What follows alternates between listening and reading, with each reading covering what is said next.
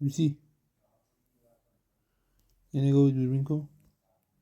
لوسی، لوسی خانم، قهری؟